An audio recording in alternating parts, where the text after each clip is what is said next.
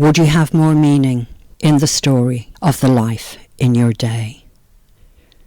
Namaste, this is Susan, your teacher and guide to the Suzanne teachings, and we are flowing with practice in the lunar cycle, the rhythms of our life, in what are called the nakshatras in Vedic astrology, and this means living in the lunar mansions of the goddess. So this is about living the life in your day with the flow of existence, and I'm supporting you with teachings and practice.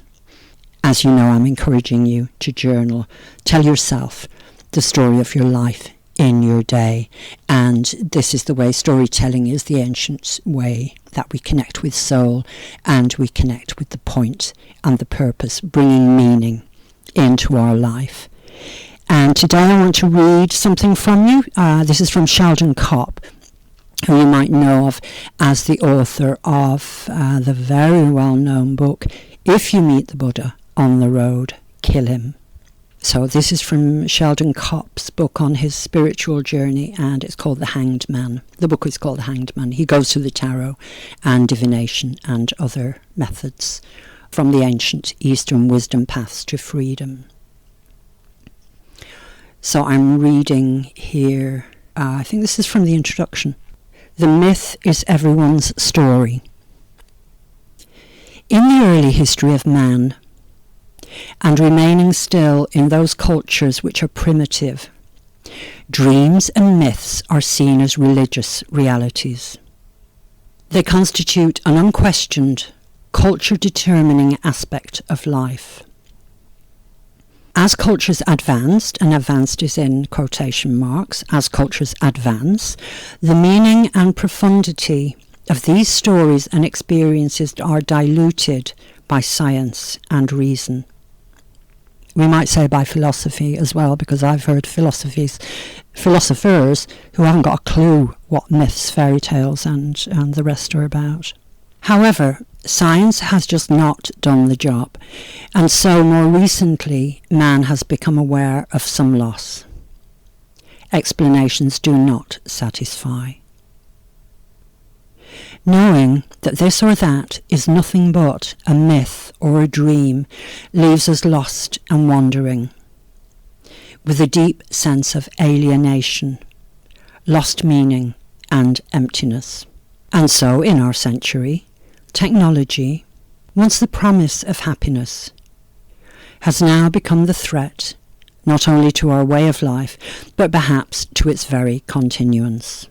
Poets, thinkers and social scientists are open to restoring the larger significance of myths and dreams. They experience new hope in the possibility of our recapturing the wisdom of childhood, the power of innocence, the sophistication of the primitive.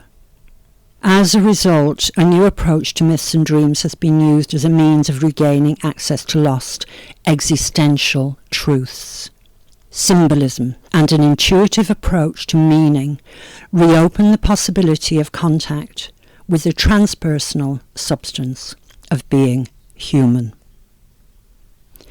Reducing myths and dreams to simple things that we can explain, and thus come to feel that we can understand more completely, drains the cultures which such myths and dreams once supported and to which they once provided substance. Perhaps what we are learning is to recognise that, as the poet Archibald MacLeish wrote, a world ends when its metaphor has died.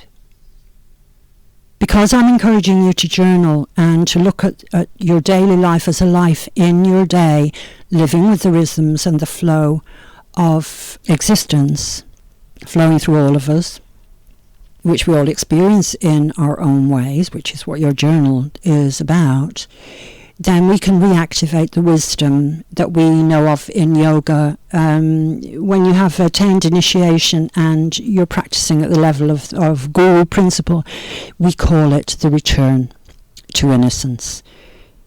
I am supporting you in your spiritual growth, in being able to open up your eyes and look at life through the eyes of your soul and look at your life, your part in this moment of eternity that we're living in.